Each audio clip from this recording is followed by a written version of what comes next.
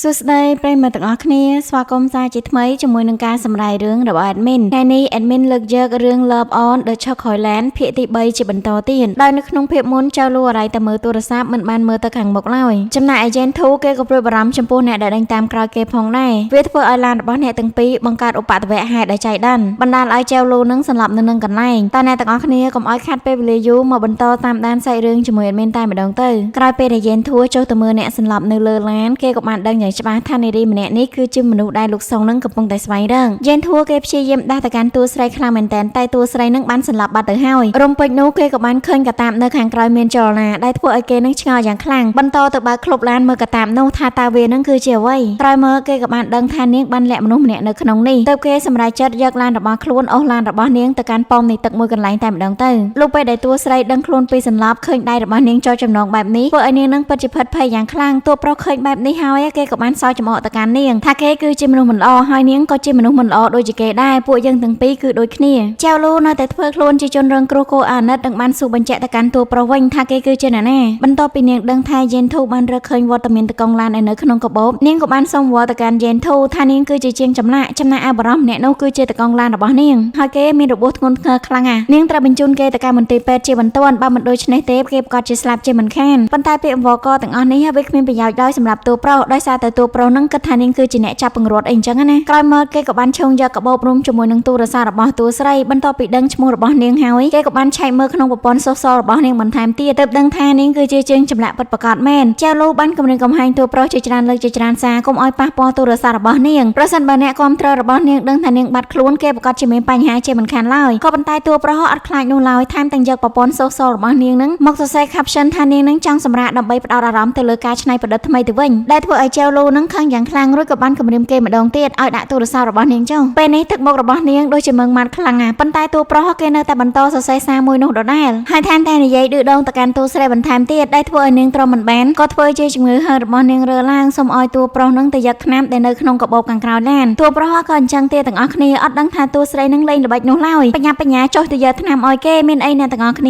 ាក្រោយពេលដែលងាកមកវិញតួស្រីគេដាក់មកប៉ោងស្លាប់បាត់តែម្ដងបន្ទាប់ពីយកទូរស័ព្ទរបស់នាងបានវិញចៅលូក៏បានបើកកាតាបដែលនៅក្លុបឡានរបស់តួប្រុសធ្វើឲ្យនាងមានភាពភ្ញាក់ផ្អើលហើយនឹកស្មានមិនដល់ខ្លាំងមែនតើថាម្នាក់នោះគឺជាបិសាចដែលខំតកង់ឡាននេះឯងក្រោយមកនាងក៏បានយកយេនធូដាក់ទៅលើឡានដើម្បីចេញដំណើរទៅអំឡុងពេលដែលយេនធូសន្លប់គេក៏បាននឹកឃើញរឿងអតីតកាលរបស់គេដែលត្រូវវង្វេងបាត់ជាមួយសាច់ញាតិបន្សល់ទុកតែរូបចម្លាក់ទៀងមួយប៉ុណ្ណោះហើយគេក៏បានយករូបចម្លាក់មួយនោះមកដាក់នៅក្នុងឡានរបស់គេផងដែរក្រោយពេលដែលដឹងខ្លួនថាត្រូវតួស្រីនាំទៅកន្លែងណាមួយគេក៏បានធ្វើជាសន្លប់បន្តទៀតចំណែកឯតួស្រីដែលកំពុងបើកបរឯនេះវិញនាងក៏បានបើកមើលកាបូបដៃរបស់យេនធូនិងស្គាល់អំពីឈ្មោះរបស់គេផងដែរក្រោយមកនាងក៏បានបើកឡានទៅដល់កំពង់ផែមួយដែលមានមេដឹកនាំនៅទីនោះឆ្លងកាត់ការនិយាយគ្នារបស់អ្នកទាំងពីរទើបយើងដឹងថាតួស្រីនឹងចង់ចាក់ចែងអំពីក្រុមអ្នកប្រមាញ់នៃភ្នំខាងត្បូងហើយនាងបានចាប់ទុកអ្នកដែលនាងយកមកធ្វើជាតំណែងឲ្យមេដឹកនាំនឹងកណនាទៅតាមតម្លៃជាក់ស្ដែងបន្ទាប់ពីរឿងមួយនេះហើយនាងក៏ជួយមេដឹកនាំមួយរឿងទៀតក្រោយមករវាងនាងជាមួយនឹងក្រុមអ្នកប្រមាញ់ទាំងមូលគ្មានអ្វីជាប់តាក់ទងនឹងគ្នានោះឡើយដោយស្គាល់អំពីចរិតរបស់តួស្រីច្បាស់មេដឹកនាំក៏មិនប្រកែកតវ៉ានោះដែរគាត់ដឹងថាបើទោះបីជាគាត់នឹងព្យាយាមវល់នាងឲ្យនៅទីនេះក៏នាងនៅតែចាក់ចែងដដែលទើបគាត់សម្រេចចិត្តបកគោសិទ្ធឲ្យនាងធ្វើជាសិល្បករតាមអ្វីដែលនាងចង់បានដោយការសន្ទនារបស់គេក៏ត្រូវបានស្ដាប់ឮដោយយេនធួផងដែរបន្ទាប់មកទៀតយេលូក៏បានបើកក្លុបឡានបង្ហាញតំណែងដែលនាងបានយកមករួចរៀបរាប់អំពីស្នាស្ថិរនីមួយៗថាបរិះខាងលើគេមានឈ្មោះថាយេនធួជាអ្នកធ្វើការឲ្យបិសាចផែនដីចំណែកឯតកង់ឡានរបស់គេក៏ត្រូវបានបិសាចផែនដីខំផងដែរមេដឹកនាំបន្ទាប់ពីមើលរបួសមួយនោះគាត់ក៏បាននិយាយថាឬគោរបស់វាបានដុះរួចទៅហើយអ្វីដែលធ្វើឲ្យគាត់កាន់តែភ្ញាក់ផ្អើលហេតុអ្វីបានជាមនុស្សម្នាក់នេះមានក្លិនដូចជាបិសាចផែនដីអញ្ចឹងចៅលូក៏និយាយបន្ថែមអំពីភាពបរាជ័យរបស់លោកថុងថាបង្កឡើងដោយយេនធួពេលនេះមេដឹកនាំកំពុងតែស្មុគស្មាញហើយមានប្រតិកម្មយ៉ាងខ្លាំងគាត់មិននឹកស្មានថាមនុស្សអាចខ្លាចទៅជាបិសាចផែនដីនោះឡើយចំណែកឯតួស្រីនាងក៏បានដឹងយ៉ាងច្បាស់ប្រសិនបើរឿងមួយនេះបានជោគជ័យបញ្ហាមួយនេះវាមិនងាយដោះស្រាយនោះឡើយរួចនាងក៏បាននិយាយជាមួយនឹងមេដឹកនាំប្រសិនបើមានដំណោះស្រាយអ្វីសូមប្រាប់នាងឲ្យដឹងផងតែមេដឹកនាំបានកវីក្បាលថាគាត់គ្មានដំណោះស្រាយនោះឡើយក្រោយមកតួស្រីក៏បាននិយាយអំពីអ្នកបើកឡានរបស់ខ្លួនវិញម្ដងថាគេមានឈ្មោះថាសុនចែវគេត្រូវបិសាចខំបែបនេះក៏ព្រោះតែនាងចឹងហើយបានជានាងសូមឲ្យមេដឹកនាំនឹងជួយសង្គ្រោះជីវិតរបស់គេផងតែមេដឹកនាំបាននិយាយថាវាហួសពេលបាត់ទៅហើយធ្វើឲ្យនាងនឹងពិតជាអស់សង្ឃឹមយ៉ាងខ្លាំងរួចនាងក៏បានបកគោលពីអ្នកផ្សេងទៀតឲ្យទៅកាន់មេដឹកនាំដោះស្រាយតាមអ្វីដែលគេចង់ទៅ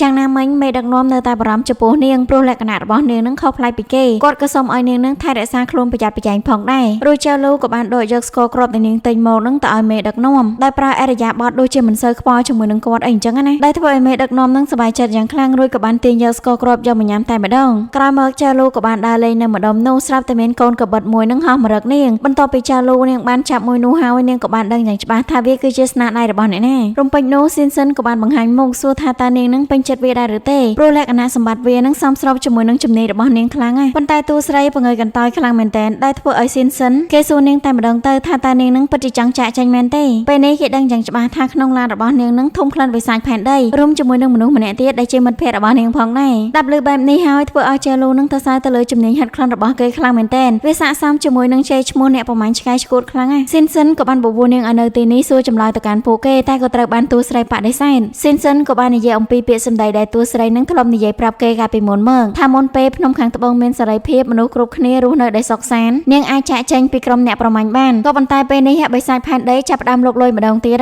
ហើយនាងក៏ជាអ្នកចាប់បានវាដោយផ្ទាល់ដៃដែលធ្វើឲ្យអ្នកគ្រប់គ្នានឹងមិននឹកស្មាននោះឡើយមិនបានជានាងនឹងនៅតែបដិសេធថាវាមិនជាប់តាក់ទងជាមួយនឹងនាងអញ្ចឹងបើទោះបីជាយ៉ាងណាតួស្រីនឹងមិនចង់ស្ដាប់ឡើយព្រោះនាងមកទីនេះដើម្បីតែចែកចាយតំណែងតែប៉ុណ្ណោះនិយាយរួចនាងក៏បានបកក្រោយចង់ដើរចេញទៅតែក៏ត្រូវបានស៊ីនសិនក៏បាននិយាយបន្ថែមទៀតអំពីជំនាញនៃការវឹកហាត់របស់គេតាំងពីតូចមកព្រោះចង់ជំរះឧបសគ្គឲ្យផែនដីឱកាសពេលនេះហើយវាបានមកដល់ហើយមិនបានជានាងនឹងនៅតែចង់ចាក់ចែងដែលធ្វើឲ្យគេនឹងមិនយល់ពីនាងនោះទេចម្លើយរបស់តួស្រីគឺសាមញ្ញខ្លាំងមែនទែនថានាងនឹងមិនចង់ឃើញមនុស្សស្លាប់បន្តទៀតទេនាងគ្រាន់តែចង់ខ្លាយទៅជាមនុស្សស្រីម្នាក់ធម្មតាប៉ុណ្ណោះបើទោះបីជានាងកើតមកមានបេសកកម្មជាប់ខ្លួនប៉ុន្តែនាងក៏មិនដែលបានឃើញបិសាចផែនដីពិតប្រាកដនោះដែររួចនាងក៏បាននិយាយអំពីមូលហេតុនៃការចាក់ចែងបន្ថែមទៀតមុនពេលដែលនាងដើរចាក់ចែងទៅម្ដងទៀតនាងក៏បាននិយាយជាមួយនឹងស៊ីនសិនព្រោះនាងបានដឹងយ៉ាងច្បាស់ថាស៊ីនសិននឹងមានបំណងធ្វើជាវីរបុរសហើយពេលនេះវាក៏ជាឱកាសមួយសម្រាប់គេប៉ុន្តែនាងក៏តែចង់ប្រាប់គេថាកុំធ្វើឲ្យមានភាពវឹកវរដើម្បីខ្លាយទៅជាវីរបុរសឲ្យសោះព្រោះវាមិនមែនជាភាពត្រឹមត្រូវនោះឡើយនិយាយរួចនាងក៏បានសម្លឹងមើលកំបិតហើយបោះចោលនៅនឹងមុខគេតែម្ដងដែលធ្វើឲ្យគេនឹងមិនអាចចាប់កំបិតមួយនោះបានឡើយរួចក៏បន្តនិយាយថានាងពិតជាមិនអាចធ្វើបានឡើយតែវាការបែបនេះវាធ្វើឲ្យស៊ីនសិននឹងដូចជាខកចិត្តបន្តិចរួចគេក៏បានបោះវ៉ែនតាចេញធ្វើឲ្យកែវភ្នែករបស់គេនឹងឡើងសមួយរំពេញសាច់រឿងក៏បានបង្ហាញអំពីតួស្រីដែលជិះឡានចាក់ចេញពីទីនោះស្របពេលមេកំពុងភ្លៀងនាងក៏បាននឹកឃើញអតីតកាលកាលនៅពីតូចរបស់នាងដែលមានថ្ងៃមួយម្ដាយឪពុករបស់នាងឆ្លោះគ្នាយ៉ាងខ្លាំងព្រោះតែម្ដាយរបស់នាងគឺជាអ្នកប្រមាញ់នៃភ្នំខាងត្បូងហើយវាក៏ដល់ពេលវេលា4ឆ្នាំម្ដងដែលពួកគេនឹងត្រូវចេញទៅយានល្បាតផងដែរប៉ុន្តែឪពុករបស់នាងនឹងមិនព្រមឲ្យម្ដាយរបស់នាងចាក់ចេញនោះទេដែលធ្វើឲ្យពួកគេទាំងពីរនឹងពិតជាឆ្លោះគ្នាយ៉ាងខ្លាំងដោយចង់បញ្ជូននាងនឹងទៅកាន់ផ្ទះរបស់លោកពូនាងផងដែរចៅលូនាងពិបាកចិត្តខ្លាំងណាស់ព្រោះតែនាងនឹងក៏មិនចង់ឲ្យម្ដាយរបស់នាងចេញទៅដូចគ្នាបន្ទាប់ពីបានផ្ដាំផ្ញើទៅកាន់កូនស្រីរួចម្ដាយរបស់នាងក៏បានចាក់ចេញទៅមិនយូរប៉ុន្មានម្ដាយឪពុករបស់ចៅលូក៏ត្រូវបានស្លាប់ក្នុងឧបទ្ទវហេតុនៃការប្រមាញ់មួយនេះពួកឲ្យនាងនឹងត្រូវស្នាក់នៅផ្ទះលោកពូរបស់នាងក៏ប៉ុន្តែអ្នកមីងរបស់នាងពិតជាអត់ចង់ឲ្យនាងនៅទីនេះណាហើយនឹងចង់បញ្ជូននាងនឹងចេញទៅខាងក្រៅមានជំរឿលោកពូរបស់នាងក៏បានបញ្ជូននាងទៅកាន់មជ្ឈមណ្ឌលសង្គ្រោះដែលមានមេដឹកនាំគឺជាអ្នកគ្រប់គ្រងនេះឯងក្រោយមកមេដឹកនាំក៏បានយកនាងទៅកាន់កន្លែងរបស់ពួកគេយ៉ាងណាមិញកន្លែងសង្គ្រោះមួយនេះប្រមូលផ្ដុំដោយអ្នកប្រមាញ់នៃភ្នំខាងត្បូងដែលមានក្មេងៗជាច្រើនកំពុងតែវឹកហាត់ជំនាញនីមួយៗមេដឹកនាំក៏បានប្រាប់ទៅកាន់ចៅលូថានាងត្រូវស្នាក់នៅទីនេះរំពេចនោះអ្នកនាងលេងដែលជាមិត្តជិតស្និទ្ធរបស់ម្ដាយតួស្រីនឹងក៏បានរត់ទៅហេតុទៅហូបមករកនាងមើលទៅគាត់ពិតជាសប្បាយចិត្តខ្លាំងមែនទែនរួចនាងក៏បាននិយាយអំពីទំនាក់ទំនងល្អរវាងនាងជាមួយនឹងម្ដាយរបស់ចៅលូថែមទាំងចង់បំពេញរាល់តម្រូវការរបស់ចៅលូទៀតផងក្រោយមកអ្នកទាំងពីរក៏បាននិយាយអំពីឧបទ្ទវហេតុដែលបង្កឲ្យម្ដាយរបស់ចៅលូស្លាប់គេគិតថាអ្នកប្រមាញ់ខាងត្បូងនឹងជំពាក់ម្ដាយរបស់ចៅលូដូច្នេះហើយក៏ចង់យកចៅលូនឹងដើម្បីតបស្នងរឿងមួយនេះផងដែរក្លែកមកកាន់ស៊ីនសិនដែលនៅតូចឯនេះវិញឃើញសកម្មភាពរបស់អ្នកទាំងពីរគេក៏បានឈើមើលផ្លឹកដែលធ្វើឲ្យលោកដៃពិតជាខឹងជាមួយគេយ៉ាងខ្លាំងរួចក៏បង្ខំឲ្យគេនឹងហិតក្លិនជាបន្តទៀតលោកដល់ពេលយប់ស៊ីនសិននៅតែបន្តវឹកហាត់បើទោះបីជាគេនឹងនឿយហត់យ៉ាងណាក៏ដោយរំពេចនោះតួស្រីក៏បានចូលមកនិយាយជាមួយនឹងគេដែលធ្វើឲ្យអ្នកទាំងពីរនឹងចុះសម្រុងជាមួយនឹងគ្នាខ្លាំងមែនទែននាងក៏ជាមិត្តភក្តិដំបូងរបស់ស៊ីនសិនផងដែរមិនយូរប៉ុន្មានរបួសចាស់របស់អ្នកនាងលីងដែលបានបន្សល់ទុកកាលពីអ្នកនាងលីងនឹងមានរបួសជាមួយនឹងម្ដាយរបស់តួស្រីក៏បានរើឡើងបណ្ដាលឲ្យអ្នកនាងលីងនឹងក៏ទប់ទល់លែងបានហើយគាត់ក៏ស្លាប់នៅពេលនោះតែម្ដងទៅចៅលូនាងខូចចិត្តខ្លាំងមែនទែនឃើញបែបនេះស៊ីនស៊ីនក៏បានទៅលួងលោមនាងតែនាងបែរជានិយាយអំពីរឿងភារកិច្ចយាមល្បាតដែលជាកាតព្វកិច្ចរបស់ពួកយើងទាំងអស់គ្នាទៅវិញថាវាដូចជាមិនបានផ្ដល់ផលប្រយោជន៍អ្វីឡើយក្រៅពីការបាត់បង់ហើយនាងអត់យល់នោះទេតើអ្វីទៅដែលនាងនឹងកំពុងតែការពារនិយាយរួចនាងក៏បានដើរចាក់ចេញទៅដែលធ្វើឲ្យស៊ីនសិនគេសោកសៅខ្លាំងមែនទែនទាំងអស់នេះក៏ជាហេតុផលដែលតួស្រីនឹងតែងតែចង់ចាក់ចេញអំពីក្រុមអ្នកប្រមាញ់នៃភ្នំខាងត្បូងសាច់រឿងជាបន្តក៏បានបង្ហាញអំពីចៅលូដែលចូលទៅក្នុងផ្ទះរបស់នាងវិញម្ដងគ្រាន់តែបានចូលទៅដល់ក្នុងផ្ទះភ្លាមនាងមានអារម្មណ៍ថាសប្បាយចិត្តហើយស្រស់ស្រាយខ្លាំងមែនទែនរួចនាងក៏បានយកក្រុមសត្វដែលចងជាមួយនឹងកណ្ដឹងនឹងហៅសត្វចិញ្ចឹមរបស់នាងរំពេចនោះអ្នកមីងលូក៏បានចេញមកប្រាប់ថាពេលនេះវាបានចាក់ចេញហើយតោះតែពេលល្ងាចទៅវានឹងចូលមកវិញមើលទៅគាត់ពិតជាសប្បាយចិត្តខ្លាំងមែនទែនបន្ទាប់ពីឃើញតួស្រីនាងត្រឡប់មកវិញបែបនេះចំណែកឯចៅលូនាងក៏សប្បាយចិត្តដូចគ្នាសាច់រឿងជាបន្តក៏បានបង្ហាញអំពីទស្សនវិជ្ជានៅក្នុងផ្ទះដ៏ពោពេញទៅដោយរូបចម្លាក់ជាច្រើនវាសុទ្ធសឹងតែជាស្នាដៃរបស់តួស្រីដែលព្យាយាមបង្កើតវាឡើងជាពិសេស សេគឺជារូបចម្លាក់ទៀតដែលមានគ្រប់ទម្រង់នេះឯងបន្ទាប់ពីចៅលូនាងបានសម្អាតខ្លួនរួចនាងក៏បានមកសរសេរអំពីសកម្មភាពដែលនាងបានធ្វើនៅក្នុងថ្ងៃនេះថានាងនឹងចាត់បានទទួលសេរីភាពនោះហើយសរសេររួចនាងក៏បានបត់ទៅរូបផ្កាយនឹងយកទៅទុកដែលកន្លែងដែលនាងទុកវាសិតសឹងតែជារូបផ្កាយដែលនាងបានបត់ទាំងអស់វាប្រៀបដូចជានាងនឹងរងចាំសេរីភាពមួយនេះជាយូរណាស់មកហើយអញ្ចឹងសាច់រឿងជាបន្តក៏បានបង្ហាញអំពីទុកមេសាទមួយកន្លែងដែលយេនធัวត្រូវបានគេយកទៅដាក់នៅក្នុងបន្ទប់ផ្លាសេដើម្បីសួរសំណួរមួយចំនួនពេលនេះលោកសានព្យាយាមសួរទៅកាន់យេនធัวហើយគំរាមគេខ្លាំងមែនទែនប៉ុន្តែយេនធัวគឺនៅតែគ្មានចម្លើយឲ្យគាត់ដែលធ្វើឲ្យគាត់នឹងពិតជាខឹងយ៉ាងខ្លាំងរំពេចនោះស៊ីនសិនក៏បានចូលមកដល់គាត់ទៅលើលោកសានកុំឲ្យគេនឹងបង្កបញ្ហាចំពោះរឿងមួយនេះអីពេលនេះអ្នកស្រីហួងបានឲ្យគេចេញទៅក្រៅដើម្បីញ៉ាំស៊ុបដែលគាត់នឹងរងាស់រួចលើបែបនេះលោកសានក៏មិននៅទីនេះដែររួចក៏បានហុចអាវក្រៅនឹងទៅឲ្យស៊ីនសិនបន្តទៀតចំណែកឯស៊ីនសិននេះវិញគេក៏បានសួរសំណួរទៅកាន់តួប្រុសបន្ត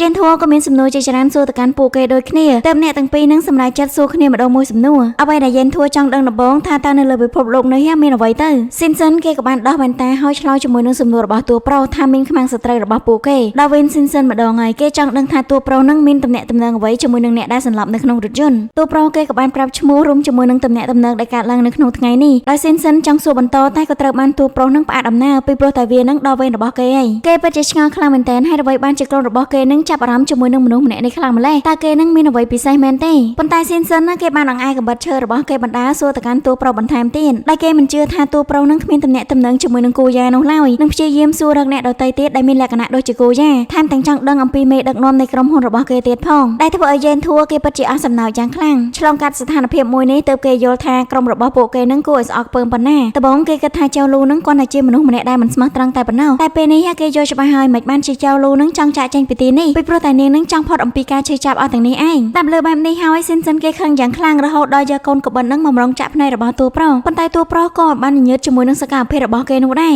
សាររឿងជាបន្តក៏បានបង្ហាញអំពីលោកថងដែលទទួលទរណកម្មអំពីអ្នកស្រីលីនម៉ាស៊ីនម៉ាញេទិកដែលភ្ជាប់ក្បាលរបស់លោកសុងពិតជាធ្វើឲ្យលោកសុងនឹងឈឺចាប់ខ្លាំងមែនទែនលោកសុងគេព្រមទទួលយកទរណកម្មអស់ទាំងនេះហើយគេក៏បានស្បត់ជាមួយនឹងអ្នកស្រីលីនថានឹងនាំយេនធัวត្រឡប់មកវិញដោយប្រើប្រាស់កូនចៅរបស់គេស្វែងរកទីតាំងរបស់យេនធัวឲ្យបានឆាប់បំផុតហើយគេក៏ធានាអំពីសុវត្ថិភាពរបស់យេនធัวផងដែរលើបែបនេះអ្នកស្រីលីនក៏ទុកចិត្តបន្តិចឲ្យគេធ្វើការជាបន្តទៀតចំណែកឯសាច់រឿងរបស់យើងនៅក្នុងភាគនេះក៏ត្រូវបានចប់តែត្រឹមនេះដូចគ្នាអរគុណប្រិយមិត្តទាំងអស់គ្នាសម្រាប់ការតាមដានទស្សនាការសម្រាយរឿងរបស់ Admin ជួបគ្នានៅវីដេអូជាបន្តទៀតបាយបាយ